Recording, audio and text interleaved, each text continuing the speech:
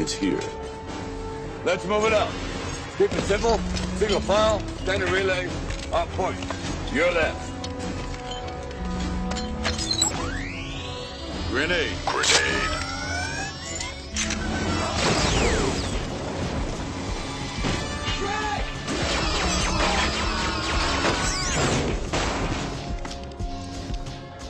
This room has been pacified. We'll start it like this, but and because this is a good thing to talk about with the people. The people. Have you started recording audio? No. Then I'll save it. Then I'll save my anger and rage, my outrage in these outtakes. But no, I think because I haven't embedded it, uploaded it as video to Facebook proper instead of like linking it through something else. Yeah, our views are gonna go down 110%. Which confuses me because I don't think Facebook is a very good video platform. I don't either, personally. But that's I don't either. Me. I don't understand. I haven't found the difference between like, and I guess, and we talked about this back when we were on Radford on camera and stuff like that. We did the same thing where it was like we saw that videos on YouTube are low. You know, you get like you be lucky to break 100, right? Whereas on Facebook, numbers like that. We had a questions video go up to like 1,000 views. What the fuck? For no reason. I don't know. I think it's because you don't have to click anything. People are like, that lazy. I really think they are. I really think people are that lazy to where that makes me if sad, it shows up on your feed, you'll stay and watch it. These people never know the just sheer joy of looking at how many tabs you have open on your computer and then it crashing. Exactly. Who doesn't want the blue screen of death? Yo, people, what's up? Welcome to the Chit Chat Podcast, episode 3. Hello. We haven't been canceled yet. The corona won't stop us now. Miss Rona loves our podcast. Exactly. We're brought to you by Corona, not the beer. But no, Collin, there's a lot of stuff going on. A lot. There's a lot of stuff going on, and the stuff that I need to talk to you about because I think you personally can help the people out there in the world today. I try my best. That's what I'm here for. We got season finales coming up out of nowhere. Ooh. We got the CW's finish up, wrapping up all their seasons. CW never sleeps. Possibly a little early, and I did want to talk to you about because it's real weird. Ruby Rose, star of the TV show Batwoman, has decided to exit. Just dipped. Just dipped out the show. Yeah. And the thing is, her reasoning.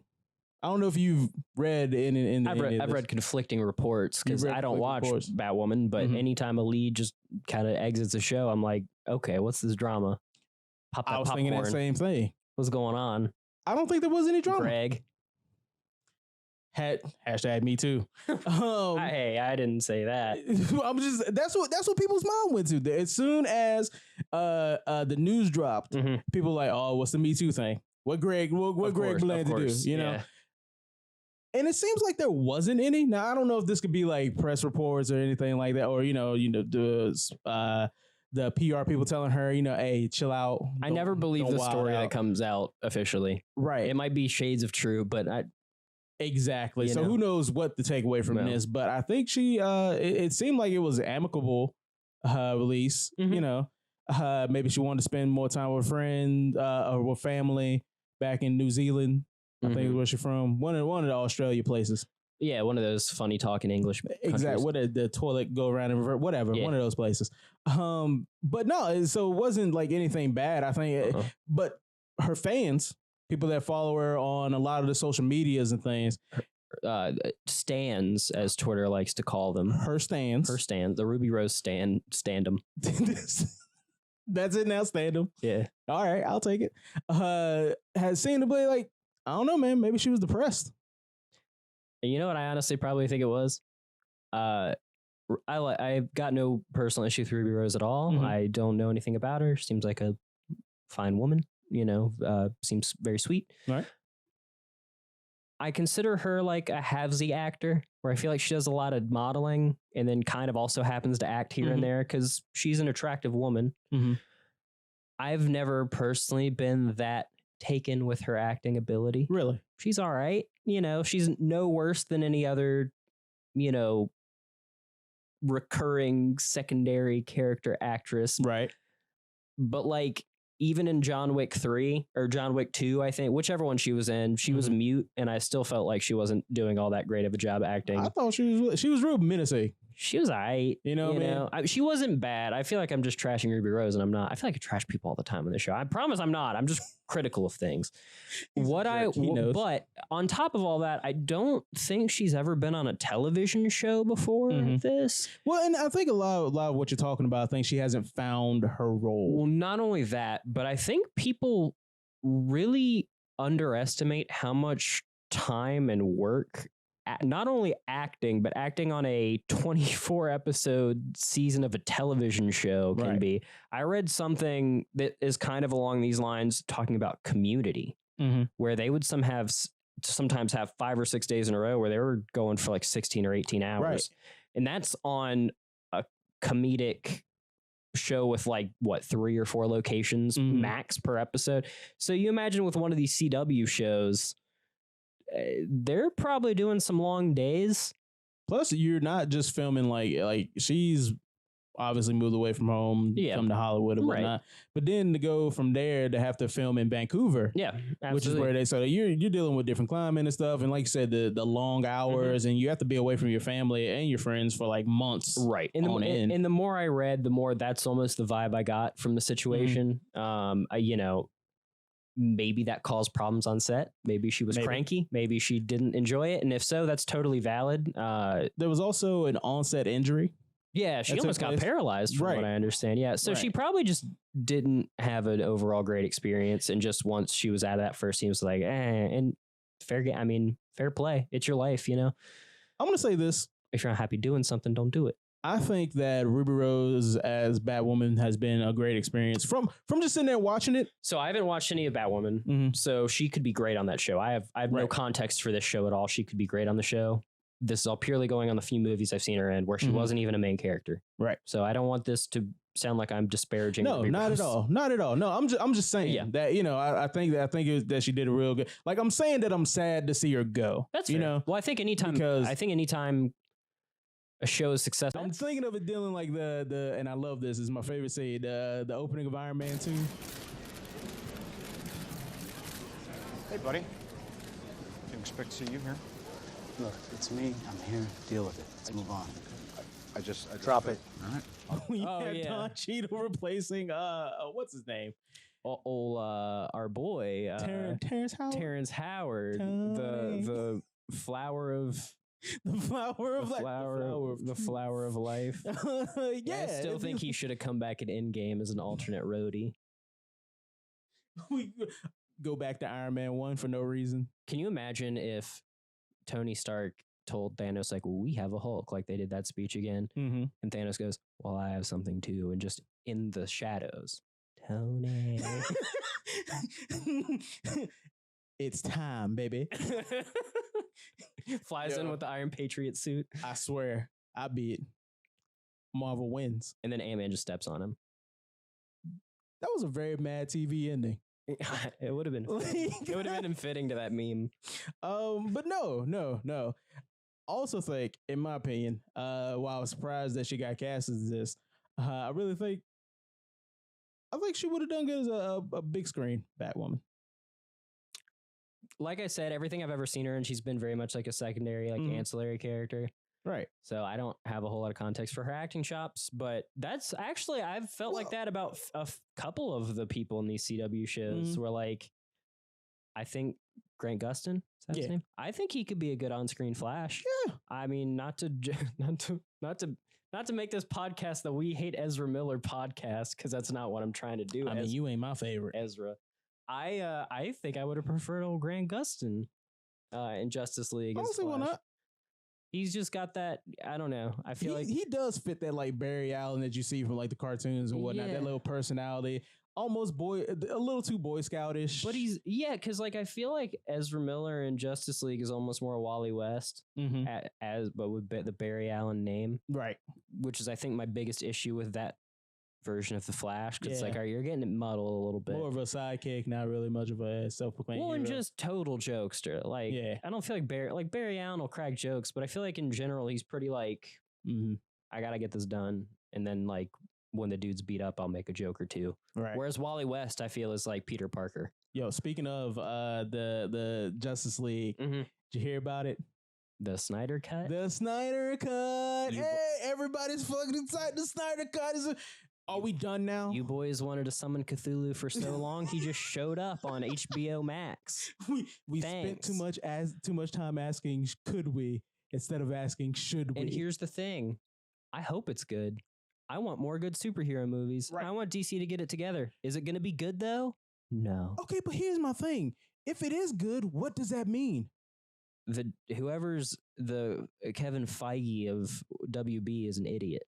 I don't think it means that. Because that's done. That's over in the past. We've moved on. We're on the new stuff. We're on a new age of DC where we get trench spin-off movies. I was gonna say I don't feel like they're trying for the universe anymore. Spin-off. That's what I'm saying. We're in a different like vogue now of DC movies. So this Snyder Cut thing. Here's all I'll say is the future of the DC cinematic, whatever it is at this point, totally hinges on this Flashpoint movie. Right. And I think that's a very bad sign. You think it hinges on the Flashpoint movie? What direction they are going to take will be totally dictated by how they write that movie. Or that movie, or maybe that movie will be dictated by how they decide they want to do it. I think that's more what I mean. Right. But because honestly, I don't even know if we're going to see that movie. I don't think we are. That movie has joined the echelon of movies of Akira, of Uncharted, of movies that we're never going to actually see. To be completely honest, too, at this point, does anyone really want it? Is that really a movie people are like? I bet if you took a poll right now among people that have watched all of the DCEU movies, more people want Shazam 2 than Flashpoint. Oh, yeah. Oh, most definitely. And if you would have told anyone that 5 years ago, they would have laughed. Yep. And the thing is, it's real weird. Just on this subject, it's real weird. And on both Marvel and DC side, the amount of the things that actually do hit the hype. Like Guardians? Like Guardians. It's strange. For a little bit, Ant-Man. Yeah. Doctor Strange. Like these obscure heroes and things that nobody ever cared about for years. That's why I'm super excited about Eternals and Shang-Chi almost more than any other. Because I'm like, which one's going to be the hit? Right. Because one of them's going to be a hit, at least. Maybe both. Maybe both. I think Shang-Chi will probably tickle my fancy a little bit more. I think Eternals will tickle the people's fancy. I think Eternals will be more wide. Most of that cast. I think it'll reach bigger. Because this is the first time, in my opinion, that Marvel has done something where the cast is that stacked. Yeah. Oh yeah. Yeah. Yeah. And I mean, among the moviegoers too. I mean, just having 2 Game of Thrones cast members, but then you've also got Angelina Jolie for general public. Yeah, and Kumail Nanjiani. It's so many names. Like this is out of Marvel's territory now, where it's like, okay, this feels like the first time they've been like, let's get a bunch of A-listers and just make a cool movie. Which makes me worried about how many of them are going to live, but true. Ooh, that's a good point. Yeah, that's a good point. I really feel like because old Jon Snow isn't playing an Eternal. No, he's playing Black Knight, which I feel like they're going to lean onto him. A character I feel like they're going to lean. He's apparently been an Avenger before. He was, yeah. I've seen it when he shows up in the big events. I'm just like, who? I've seen 2 versions of him too, where he looks like a knight, and then there's one where he's got like a lightsaber. Yeah. So I'm like, which one are you going? I'm like, which one are you going for in this one? Probably going mad lightsaber. Yeah. Come on now. It's Disney. Yeah. Oh man. Get somebody from Lucasfilm. how many Star Wars jokes are there going to be when he gets that lightsaber? Tony's gone. Tony usually makes the pop culture references, so I don't know. You know who made the Star Wars reference though? Who? Spider-Man. Oh yeah. Oh man, you're a regular Kylo Ren. Right? Movies.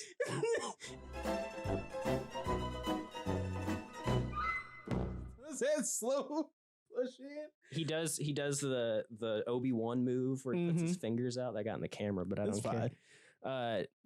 I swear to God, if they do that, like I love you, Marvel, but if you do that, Disney, I might ask for the Snyder Cut.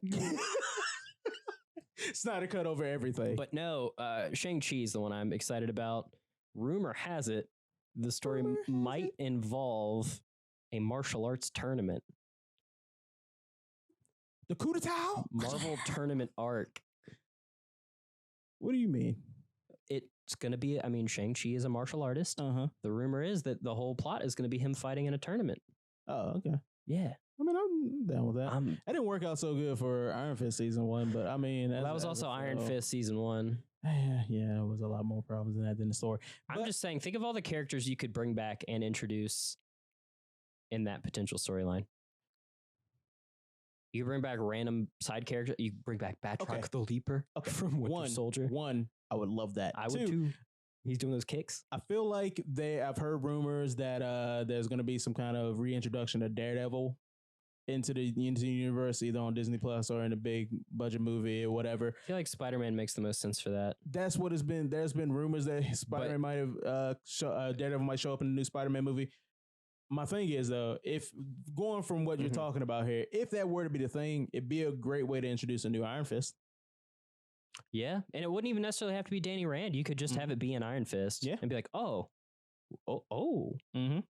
then just backdoor pilot. Yeah, I think that we're gonna see this as a like this, and then the rumor is Falcon and Winter Soldier is gonna have some scenes that take place in Madripoor, which is a mutant location primarily.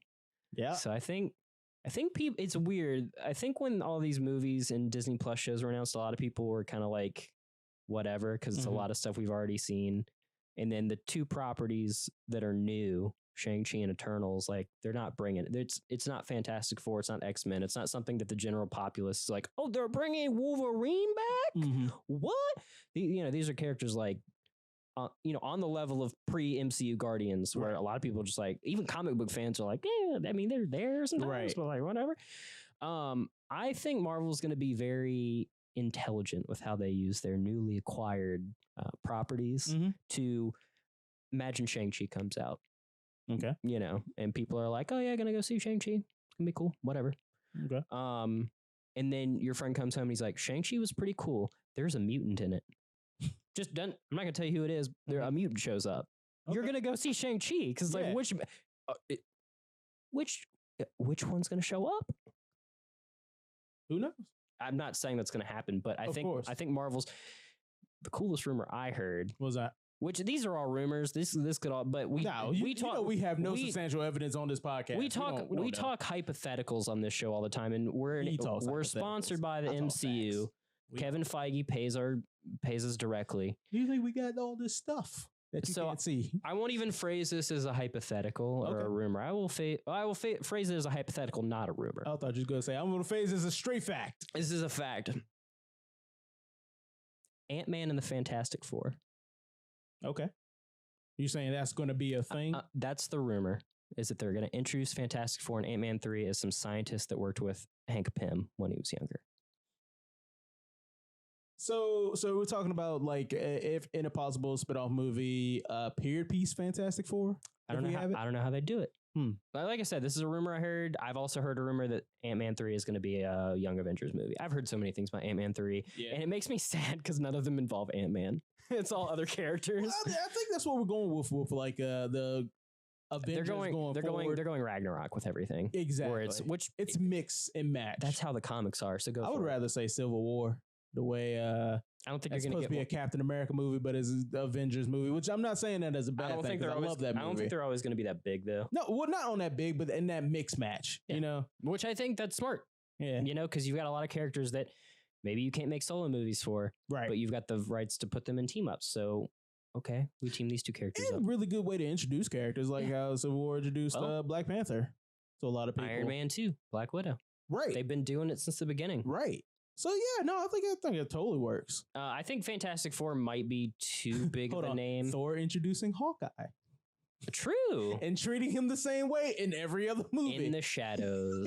So I had to put that little Hawkeye dig out there. I feel like maybe Fantastic Four is a little too big to introduce in that way. Really? But I don't know. Like maybe not make it Ant-Man and the Fantastic Four, but have a scene where Hank Pym is in the 60s or whatever. And he's like, oh, Reed, what do you work on? And he's like, cross-dimensional teleportation. And he's like, you kidder. And then he walks off. He's like idiot. You know, it'd be really interesting, though. What's that? If they did do that cross-dimensional teleportation instead, like it fucks up. Yeah. And somehow flings them into like our present day. Yeah. and they come through it with those abilities and powers and things. Mm-hmm. That way you can just have them here, have them with the powers. That's the easiest way to do it. And you've still got them with the mentality of the 60s. So you got a fish out of water story going on. Right. And Reed's like the quickest to adapt because he's so smart and he's just an asshole. Ben's trying to go back to Yancey Street. Yeah. You know? Human Torch is like, oh, superheroes are famous now. We don't have to hide this. Let's go. Oh man. Well, they don't know because they were normal before it come out, and then it was like, well, then he just milks it immediately. He was a loser before. Yeah.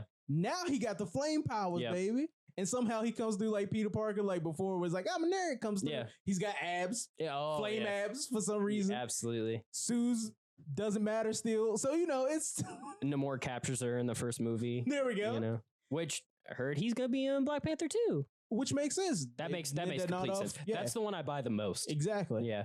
You remember when we were talking about the CW? No. Neither does the CW. Remember when the CW, this is something I've been talking about for a long time, because before the show you talking about how the acquisition of the first season of Swamp Thing. Yeah. Have you, I don't know if you heard this, but you know, you're reading the news a lot of times. When CW started getting these shows, when they started, I think it was about the time they had Arrow, Flash, and Legends, right? I was gonna say Arrow and Flash were the first two, and then Legends seeped in. And then they were like, you guys gonna make any spinoffs from those or anything? Like, is it gonna? And the CW head was like, we don't want to become the superhero channel. And then they just started Infinity Stonesing other shows from other networks. Exactly. Well, because I know Supernatural's about to end. They need something. It's just the walk back. Shout out to Supernatural, one of my guilty pleasure shows. The first 5 seasons, good. Legitimately good. I love it. Yeah. I fell off on the last season. Still think that Jensen Ackles or Dean should have been Hawkeye. I mean, Jensen Ackles should have been Batman. Oh, yeah, I could see that. Or like, he's already voiced him in a cartoon, Jason Todd. Red Hood. Mm-hmm. Yeah. Perfect. Oh, yeah. Perfect. Dude, Jensen Ackles versus old whatever from Titans? No, the new Batman. Oh, Robert Pattinson. And the age difference. Time travel. Time travel, baby.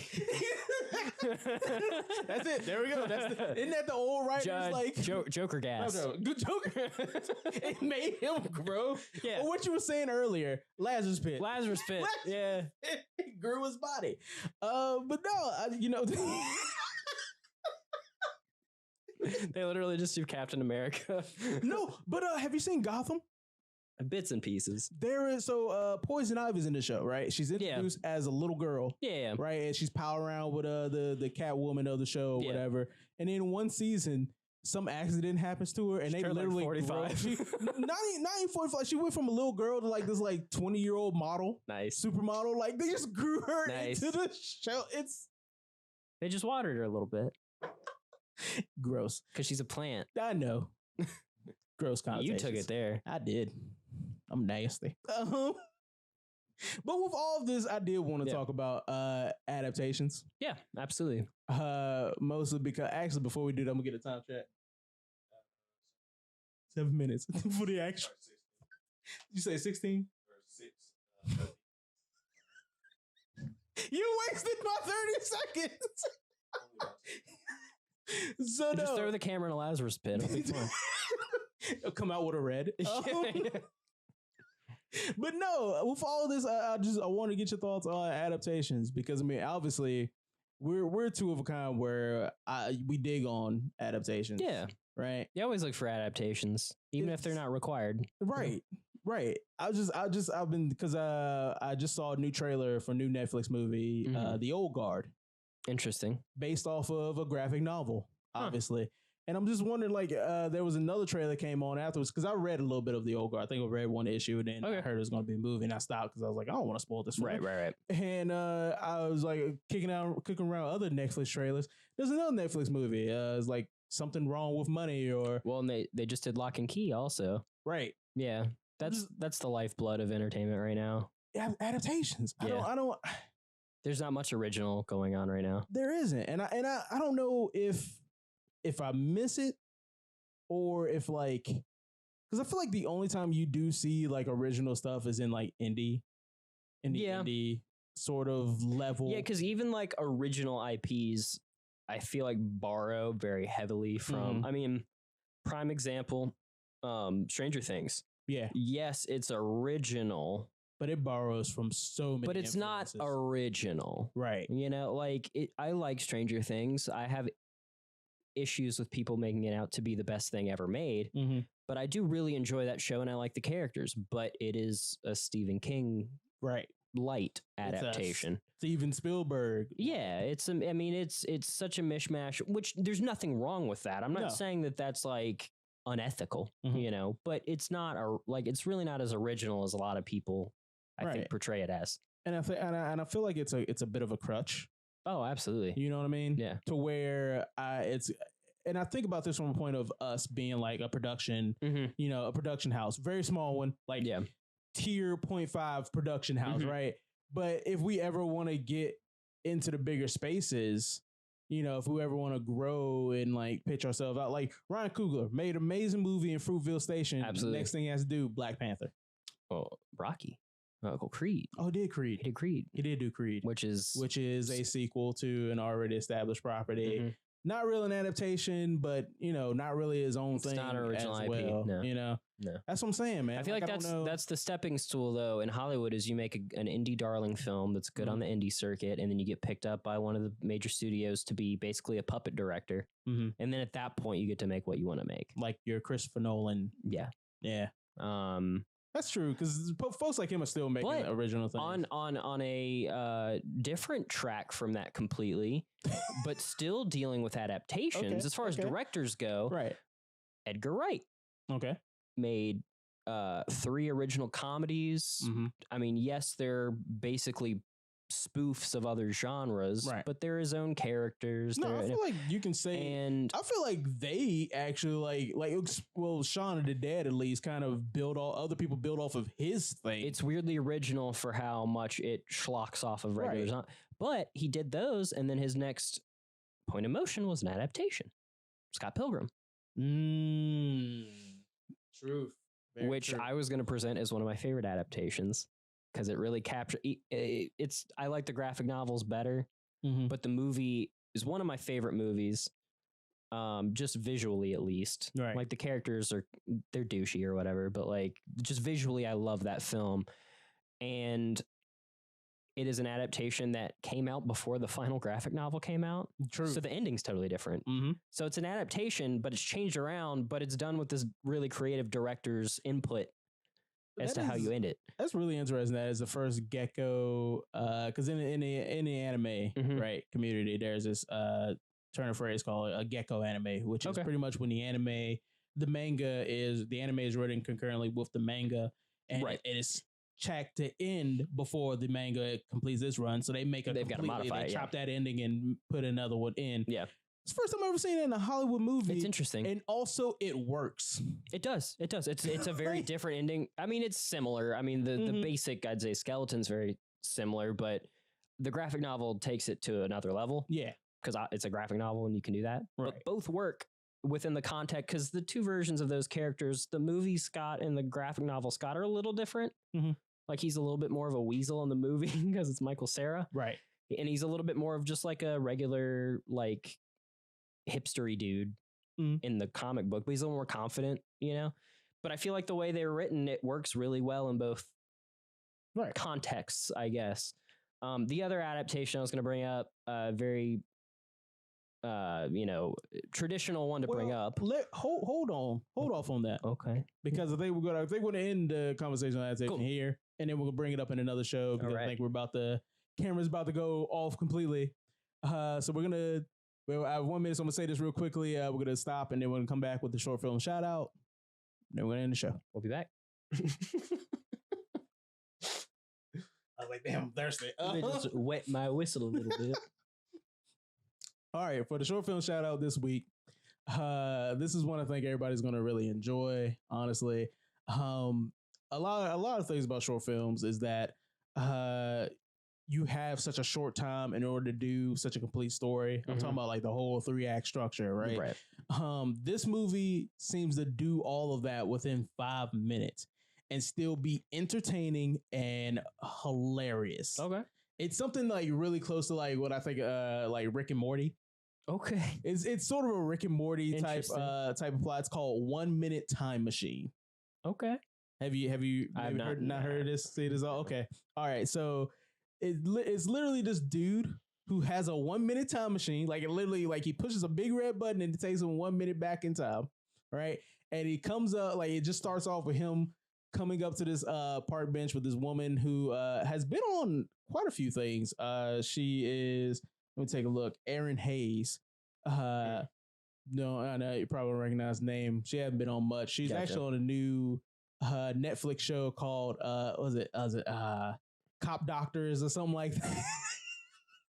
It's a spinoff from Children's Hospital. Oh, okay. From Adult Swim. I'm interested now. Right. Check it out. It's Cops, Dr. Force, something like that, right? On Netflix. But so she's sitting there reading these scientific books or whatever on the park bench, and he's coming up trying to talk to her, trying to hit on her, romance her. And whenever he messes up, whatever he feels like he messes up, he hits that button. Yeah. Goes back 1 minute in time. And you would think that would be repetitive, but the way that they do it, interesting. You find out things about the characters, like really good development about the characters. And there's a surprise twist at the end that just like, wow. I will say this sounds like a gag from one of my favorite shows, Misfits, where a character can rewind time and is trying to break up with his girlfriend in such a way to where he doesn't make her feel bad. So it's just him doing it over and over and over and over and over again. This is that same thing. And finally, he just does it in a way where she just hates him and breaks up with him. Because you got to rip off that Band-Aid. You can't be the good guy in a breakup. I'm sorry. You can't be the good person. Sorry. I mean, you can't be the good person in a breakup. Just break up. Yeah. It's going to hurt either way. Somebody going to be mad at somebody. But no, I'll watch that. It sounds like I can watch 5 minutes of that. I do recommend it. It is hilarious. And yeah. No. You know what we should do? What's that? Because I never watched these. I've never watched these movies prior to. How about from here on out? Okay. I'll watch them between this recording session and the next. Okay. I'll have a quick feedback. Okay. On the short film. Okay. Yeah. And then if you watch it at home, you give us feedback in the comments and give them lots of love because they put a lot of work. I know how much a 5-minute short film can take. Right. And that's with mediocre quality. Give a shout out to the director, even though, yeah, probably don't know him. Right. Devon Avery. Right.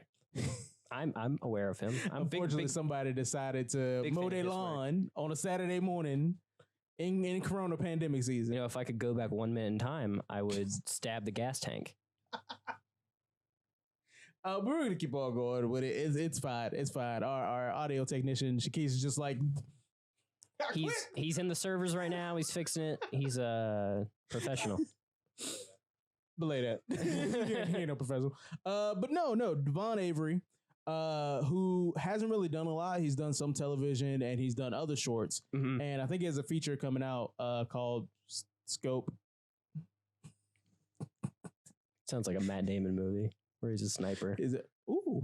Now you turned something that sounded really dumb into something that I probably would. I didn't say it was a good thing. It just doesn't have to be synced. That's what it's called. Oh, synced. That sounds more interesting. Does it? Yeah. From Scope? What if it's about the breath mint? The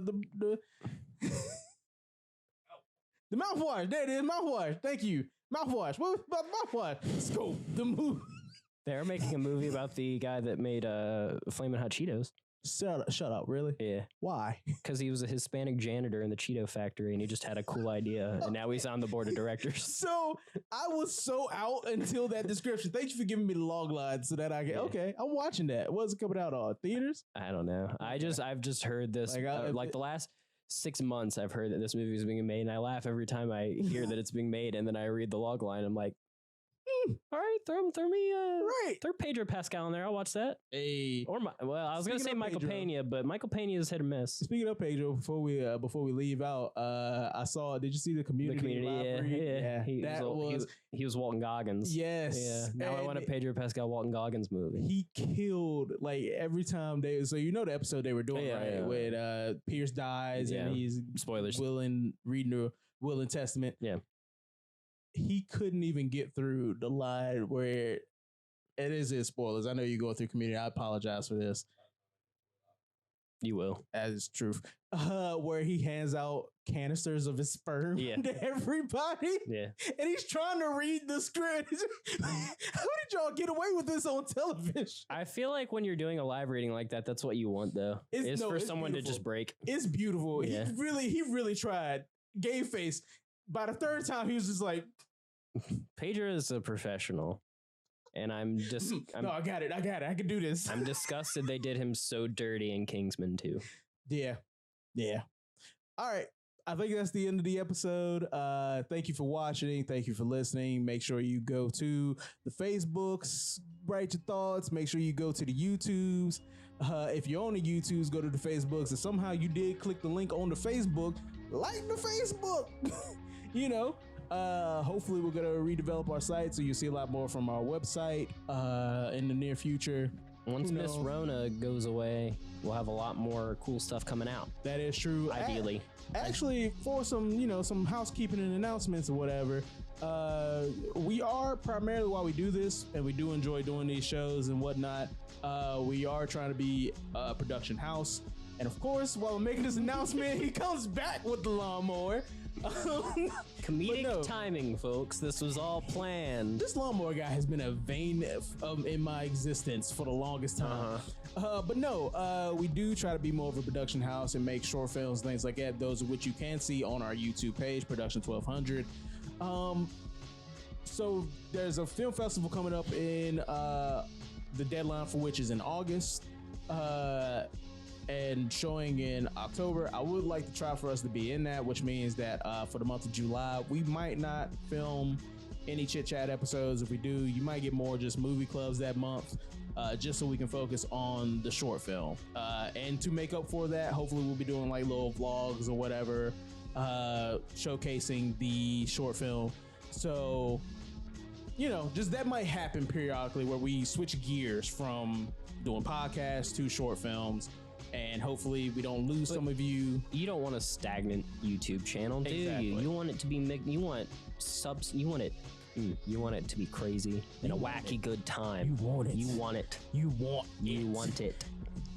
I don't know what it is. I don't either. But that's what you want. What you want. Looking at my eyes. Why is he stopping here? Looking at my eyes and listen to this lawnmower.